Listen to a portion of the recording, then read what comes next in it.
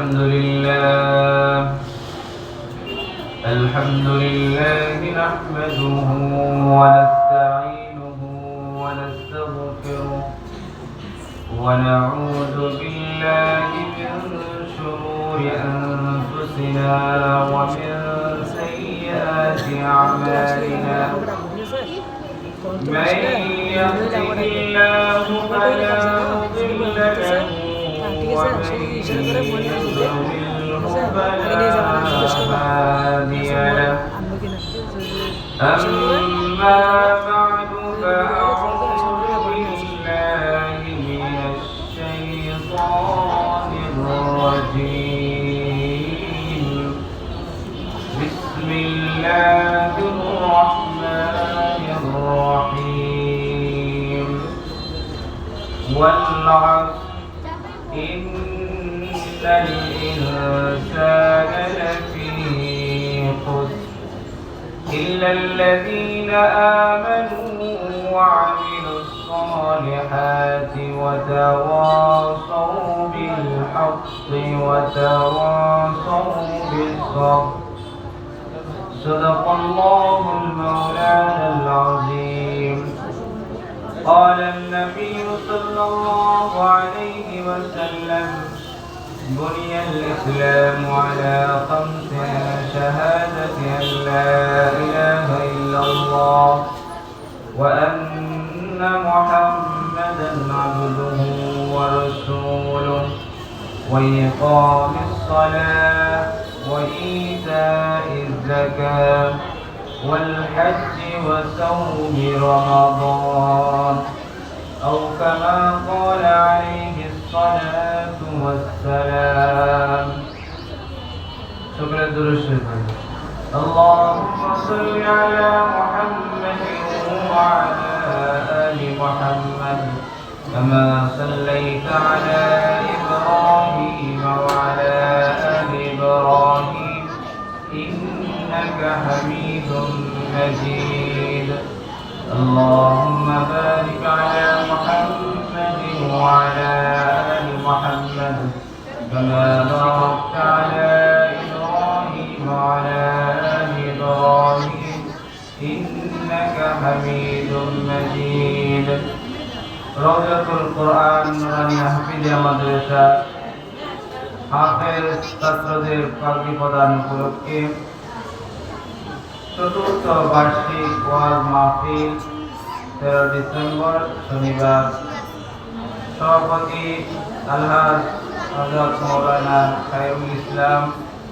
আল্লাহ রাব্বুল আলামিন আমাদেরকে সুস্থ রেখে দ্বীনি এক মজলিসে নবীর বাগানে আসার বসার তৌফিক দান করেছেন। সকলে দিল থেকে শুকরিয়া আদায় করি আলহামদুলিল্লাহ। আল্লাহ রাব্বুল আলামিন কোরআনে বলেন লাইন শাকারতুম লাযীদান্নাকুম ওয়া লাইন কাফারতুম ইন্না আযাবী লাশাদীদ।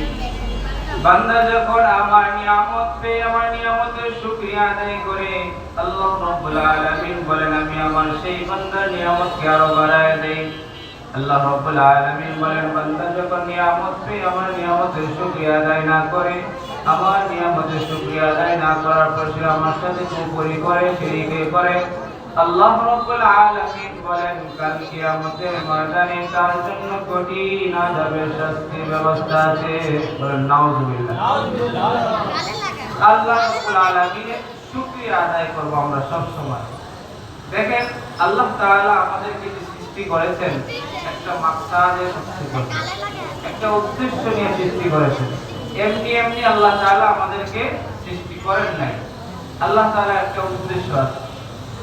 আমরা যখন আমাদের কোন একটা কাজ শুরু করি, যে কোনো একটা কাজ শুরু করার আগে আমাদের একটা উদ্দেশ্য থাকে।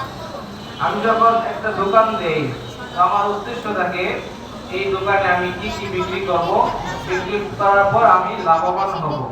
আমার চিন্তা থাকে হয়তো এক দোকান থেকে আরেকটা দোকান হবে, এরকম সকলের কাজের পিছনে একটা উদ্দেশ্য থাকে।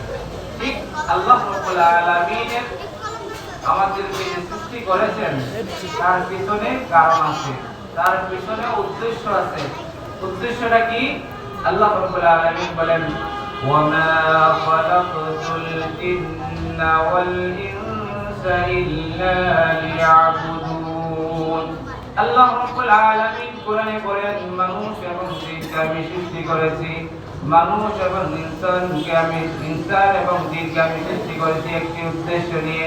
আল্লাহ তাআলা বলেন, মানুষ দুনিয়াতে যাবে, মানুষ দুনিয়াতে আমি সৃষ্টি করেছি, তারা কেবলমাত্র আমি একমাত্র আল্লাহ তাআলার ইবাদত বন্দেগী করবে, তারা কোনো শিরক করবে না, তারা কোনো অন্যের ইবাদত করবে না।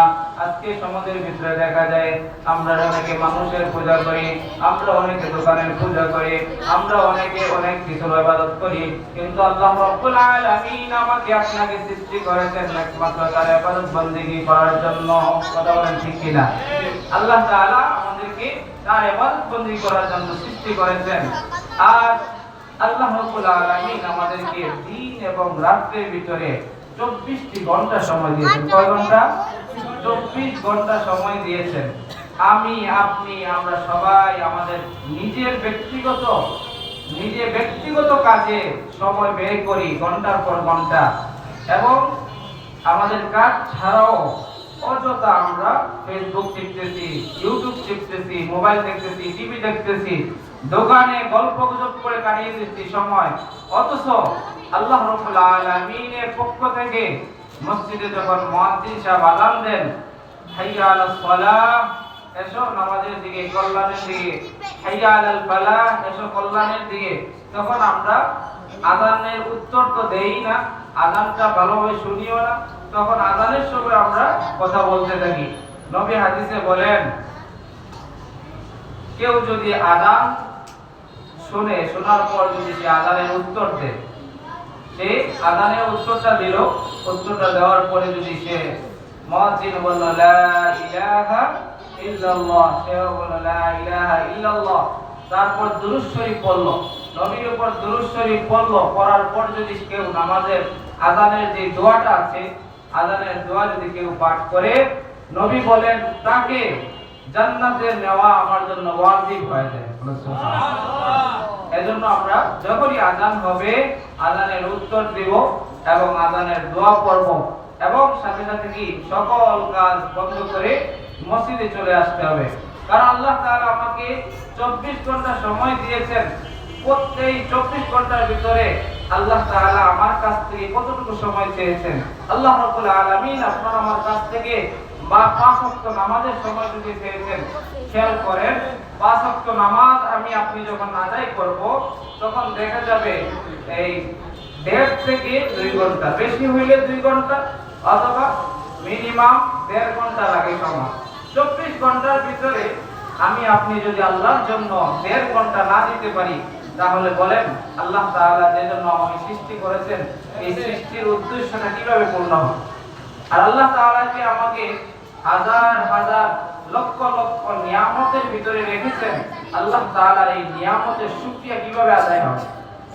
আমি আপনি যদি চিন্তা করি, দেখেন আমাদের পা থেকে মাথা পর্যন্ত, একটু যদি চিন্তা করি আমি আপনি, পা থেকে মাথা পর্যন্ত আল্লাহ তাআলা আমাদেরকে যে বডির ভিতরে যে নিয়ামতগুলো দিয়েছেন, যে শ্রেষ্ঠ বডির ভিতরে নিয়ামত ব্রেন, যে ব্রেনের কারণে আল্লাহ রাব্বুল আলামিন আমাকে আপনাকে মাখলুকের শ্রেষ্ঠ মাখলুক ঘোষণা করেছেন।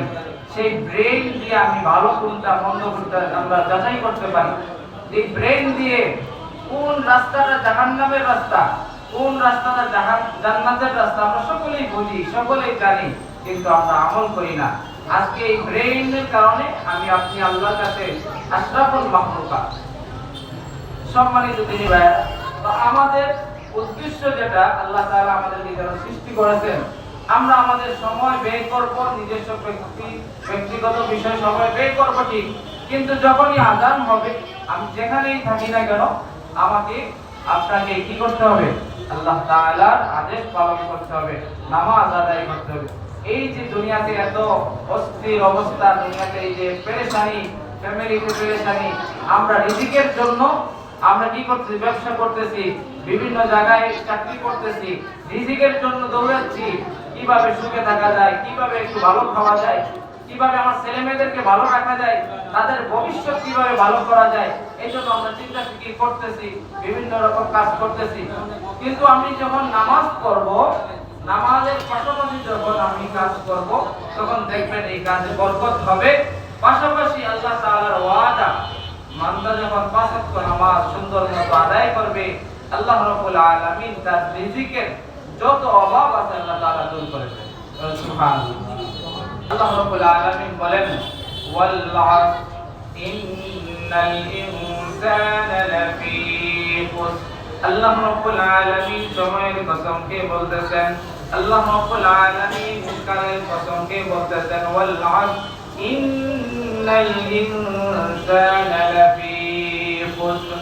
আল্লাহ তাআলা বলেন, সমস্ত মানুষ, দুনিয়ার যত মানুষ আছে সকল মানুষ ক্ষতির মধ্যে রয়েছে, সকল মানুষ বিপদের মধ্যে রয়েছে, সকল মানুষ ক্ষতির মধ্যে রয়েছে।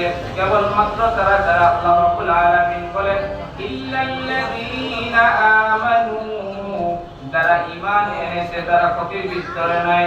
ইল্লাল্লাযীনা আমানু, যারা ঈমান এনেছে তারা ক্ষতির মধ্যে নাই। ওয়াল্লাযীনা আমানু ওয়া আমিলুস সালিহাত, যারা ঈমান আনার পর আমলে সালিহ করেছে তারা ক্ষতির ভিতরে নাই, আর বাকি সব ক্ষতির মধ্যে রয়েছে। এক নাম্বার, যারা ঈমান আনছে, যারা ঈমান আনছে তারা কিসে নাই? ক্ষতির মধ্যে নাই। আল্লাহ কসম করে বলতেছেন, যারা ঈমান আনছে তারা ক্ষতির মধ্যে নাই। দুই নাম্বার, ওয়া আমিলুস সালিহাত, যারা নেক কাজ করে, নেক আমল করে তারা ক্ষতির মধ্যে নাই, বাকি সব ক্ষতির ভিতরে রয়েছে। তিন নাম্বার হচ্ছে ওয়াতাওয়াসাউ বিল হক, যারা সত্য কথা বলে, সৎ পথে চলে, তারা ক্ষতির মধ্যে নাই। চার নাম্বার হচ্ছে ওয়াতাওয়াসাউ বিস সবর, যারা ধৈর্য ধারণ করে, সবর করে, সবর ইখতিয়ার করে, তারা ক্ষতির মধ্যে নাই, বাকি সব ক্ষতির মধ্যে রয়েছে। এই সূরাতে আল্লাহ রাব্বুল আলামিন সূরাতুল আসরে কসম করে আল্লাহ তাআলা চারটি বিষয় বলেছেন। কয়টি বিষয় বলেন তো? চারটি বিষয়। কয়টি বিষয়? চারটি বিষয় বলেছেন। এক নাম্বার হচ্ছে দুনিয়ার সকল মানুষ ক্ষতির মধ্যে, কিন্তু চার প্রকার মানুষ ক্ষতির ভিতরে নাই। এক নাম্বার হচ্ছে কে? ঈমানদার। এক নম্বর কে? ঈমানদার, যারা ঈমান এনেছে। দুই নাম্বার ওয়া আমিলুস সালিহাত, যারা আমলে সালিহ করেছে। তিন নাম্বার ওয়াতাওয়াসাউ বিল হক, যারা সত্য কথা বলে, সৎ পথে চলে। চার নাম্বার হচ্ছে ওয়াতাওয়াসাউ বিস সবর, যারা কি করে? সবর, ধৈর্য ধারণ করে বালা মুসিবতে। ঈমান, দেখি ঈমান নিয়ে আলোচনা করলে অনেক লম্বা আলোচনা। ঈমান কি জিনিস? ঈমান কাকে বলে? ঈমান কত প্রকার? ঈমান কি? এই জিনিসটাই আমাদের সমাজের মানুষ আজকে ক্লিয়ার বুঝে না যে ঈমানটা কি। অথচ ঈমান ছাড়া যদি কেউ কবরে যায় তাহলে তার দ্বারা সে জান্নাতে যেতে পারবে না। যদি ঈমান নিয়ে যায়, ন্যূনতম ঈমান যদি তার থাকে, আর সে যদি গুনাহ করে থাকে, তার আমলনামায় যে গুনাহ থাকে, আল্লাহ রাব্বুল আলামিন তাকে গুনার বদলে শাস্তি দিয়ে একদিন না একদিন তাকে জান্নাতে পৌঁছায় দিবেন। আর যদি ঈমান না থাকে, ঈমান হারা হয়ে যদি কবরে যায়, তাহলে কবরে যাওয়ার সাথে সাথেই ফেরেশতাদের সেই আযাব শুরু হয়ে যাবে, সেই কবরে আযাব শুরু হয়ে যাবে, সে আর জান্নাতে কোনোদিন যাইতে পারবে না। এজন্য আমাদের উচিত ঈমান বোঝা, ঈমান মজবুত করা, ঈমান পাকাপোক্ত করা এবং ঈমানের উপরে থাকা। ঈমান কাকে বলে? উলামায়ে কেরাম কোরআন এবং হাদিস থেকে কয়েকটি বিষয় একত্রিত করেছেন। এই বিষয়গুলোর উপরে ঈমান আনা হচ্ছে ঈমান। ঈমানের মুফাসসাল আমরা সকলেই পারি, অনেকে হয়তো শুনেছি কিন্তু মুখস্থ নাই। আমানতু বিল্লাহি ওয়া মালাইকাতিহি ওয়া কুতুবিহি ওয়া রুসুলিহি ওয়াল ইয়াউমিল আখির ওয়াল কদরি খাইরিহি ওয়া শাররিহি মিনাল্লাহি তাআলা ওয়াল বা'থি বা'দাল মাউত। এক নম্বর, আমি ঈমান আনলাম আল্লাহ তাআলার উপর। এক নম্বর কার উপর ঈমান আনতে হবে? আল্লাহ তাআলার উপর। দুই নম্বর ওয়া মালাইকাতিহি, আল্লাহর যত ফেরেশতাগণ আছে সকল ফেরেশতাগণের উপর ঈমান আনা। তিন নম্বর ওয়া কুতুবিহি, আল্লাহর যত আসমানি কিতাব আছে, আল্লাহ তাআলা আসমান থেকে যত কিতাব পাঠিয়েছেন সকল কিতাবের উপর ঈমান আনা। আল্লাহ তাআলা 104 খানা কিতাব পাঠিয়েছেন। কয়খানা বলেন তো? 104 খানা কিতাব পাঠিয়েছেন। এর ভিতরে 4টি কিতাব হচ্ছে বড়। আসমানি কিতাবদের ভিতরে 4টি কিতাব বড় কিতাব। এক নাম্বার তাওরাত, জাবুর, ইনজিল, কোরআন। তাওরাত, জাবুর, ইনজিল, কোরআন, এই 4টি হচ্ছে বড় বড় কিতাব, আসমানি কিতাব। এই কিতাবসমূহের উপরে ঈমান আনা। তারপর হচ্ছে রাসূল, সমস্ত রাসূলগণ তাদের উপরে ঈমান আনা। আমাদের নবীর আগে যত নবীরা এসেছেন সকল নবীদের উপরে ঈমান আনা। তারপর হচ্ছে তকদীরের উপর ঈমান আনা। তারপর হচ্ছে কিয়ামত, মৃত্যুর পর পুনরায় জীবিত হব। আমরা সকলে মৃত্যুর পর আবার জীবিত হব। কিয়ামতের ময়দান কায়েম হবে, সেখানে বিচার হবে। তারপর আমরা কেউ জান্নাতে যাব, কেউ জাহান্নামে যাব। আমরা সকলে জান্নাতে যাইতে চাই না জাহান্নামে যাইতে চাই? বলেন তো। আল্লাহ তাআলা কবুল করুন। জান্নাতে যাইতে হইলে আমাদেরকে জান্নাতের কাজ করতে হবে। এই যে কয়েকটি কথা বললাম, ঈমান, এগুলোর উপরে ঈমান আনা, এটার নাম হচ্ছে ঈমান। এগুলোর উপরে আপনাকে ঈমান আনতেই হবে, তাহলে আপনি একজন ঈমানদার। আর যদি এগুলোর উপরে আপনার ঈমান না থাকে তাহলে একদম ক্লিয়ার কথা হচ্ছে যে আপনার ঈমান নেই। আর আরেকটি বিষয় হচ্ছে যখন বান্দা গুনাহ করে তখন তার ঈমান চলে যায়। এজন্য গুনাহ থেকে বিশেষ করে যখনই গুনাহ হয়ে যাবে, যত ছোট হোক গুনাহ, গুনাহ হওয়ার সাথে সাথে তওবা করে আমরা মাফ চেয়ে নেব আল্লাহ তাআলার কাছে। আর যখনই কবিরা গুনাহ যেটা তওবা ছাড়া কখনো মাফ হয় না, সেই গুনাহ ধারে কাছে আমরা যাব না। সগীরা গুনাহ যখনই হয়ে যাবে সাথে সাথে তওবা করে আল্লাহ রাব্বুল আলামিনের কাছে কান্নাকাটি করে মাফ চাইব। আর যখনই আমরা জান্নাতের পথে চলবো, যদি জান্নাতে যাইতে চাই আমাদেরকে জান্নাতের পথে চলতে হবে। যদি আমি যেই পথ জান্নাতে যাওয়ার সেই পথে যদি না চলি, অন্যদিকে যদি চলি, তাহলে আমি কখনো যেতে পারবো না। আমি যাব চিটাগাং, আমি যদি সিলেটের রোডে ঢুকি তাহলে আমি জীবনেও চিটাগাং যাইতে পারবো না। এজন্য আপনাকে জান্নাতের পথে চলতে হবে ভাই। যখনই আপনি জান্নাতের পথে চলবো, জান্নাতে যাওয়ার জন্য যে কাজগুলা, সেই কাজগুলা যখন করব, আল্লাহ রাব্বুল আলামিন অবশ্যই আমাকে সেই জান্নাতের পর্যন্ত পৌঁছায় দিবেন। আল্লাহ তাআলা কোরআনে বলেন, ইন্নাল্লাহা আশতারা মিনাল মুমিনিনা আনফুসাহুম ওয়া আমওয়ালাহুম বিআন্না লাহুমুল জান্নাহ। আল্লাহ রাব্বুল আলামিন আপনার আমার জান এবং মালের বিনিময়ে আল্লাহ তাআলা জান্নাতকে খরিদ করে নিয়েছেন। এই জান্নাত যদি আমি পাইতে চাই, আল্লাহর রাস্তায় আমার জান এবং মাল খরচ করতে হবে। আমার জান দিয়ে আল্লাহর রাস্তায় জান দিতে হবে এবং মালও দিতে হবে। যখনই আমি জান দিয়ে ইবাদত বন্দেগী করব, যখনই আমি জান দিয়ে দ্বীনের কাজ করব, যখনই আমি দ্বীনের প্রতিষ্ঠানের জন্য, মসজিদের জন্য, মাদ্রাসার জন্য যখন আমি খরচ করব, অথবা দ্বীনের অন্য কোনো কাজের জন্য যদি আমি আমার মাল থেকে খরচ করব, তখনই দেখা যাবে আমি দ্বীনের পথে অটল থাকব এবং মৃত্যুর পর আল্লাহ তাআলা আমাকে জান্নাত নসিব করবেন। সকলে বলেন আমিন। আমিন। তো বলতেছিলাম, এই ঈমানের উপরে আমাদেরকে চলতে হবে, ঈমানটা মজবুত করতে হবে। আর গুনাহের কাছে যাওয়া যাবে না। পরে হচ্ছে আমল। আমল যদি আমরা করি, সেই আমল আমাকে আগে জানতে হবে। মাদ্রাসার হুজুর আছেন, মসজিদের ইমাম সাহেব আছেন, তাদের কাছে গিয়ে আমাকে আমলগুলো শিখতে হবে। ইলম ছাড়া আমল করা যাবে না। আমাকে আগে ইলম শিখতে হবে। নামাজ আদায় করার জন্য যে ইলমগুলো দরকার, এই ইলমগুলো শিখতে হবে। নবী হাদিসে বলেন, তলাবুল ইলমি ফরিদাতুন আলা কুল্লি মুসলিম।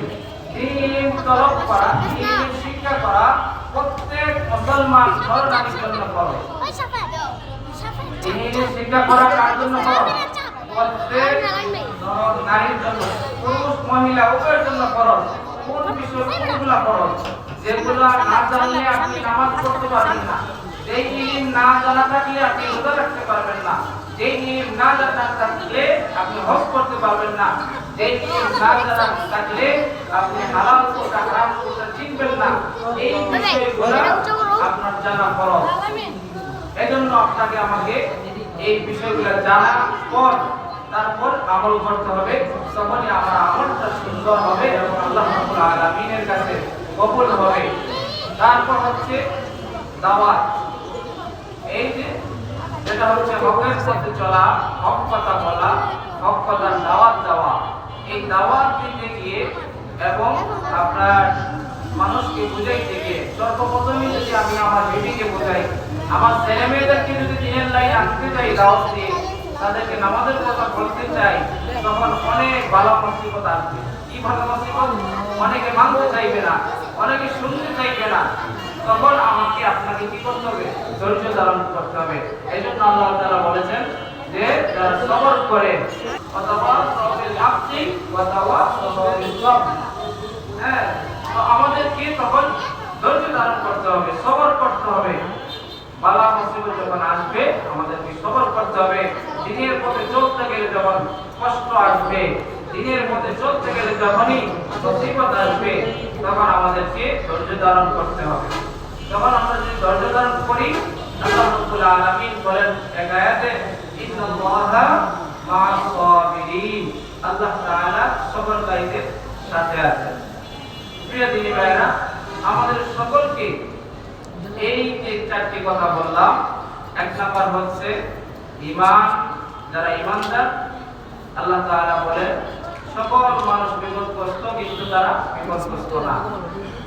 দুই নম্বর হচ্ছে যারা ওয়ামিল সালিহাত, নেক আমল করে, নেক কাজ করে, তারা কিসে নাই? কোনো ক্ষতির ভিতরে নাই। দুই নম্বর হচ্ছে যারা সৎ পথে চলে, সৎ কথা বলে, সৎ পথে দাওয়াত দেয়, তারা কোনো ক্ষতির ভিতরে নাই। চার নম্বর হচ্ছে বালা মুসিবতে ধৈর্য ধারণ করা, আল্লাহর উপর ভরসা রাখা। আল্লাহ রাব্বুল আলামিন আমাদের সবাইকে ঈমানের উপর, আমলের উপর, ঈমান আমল নিয়ে কবরে যাওয়ার তৌফিক দান করুন।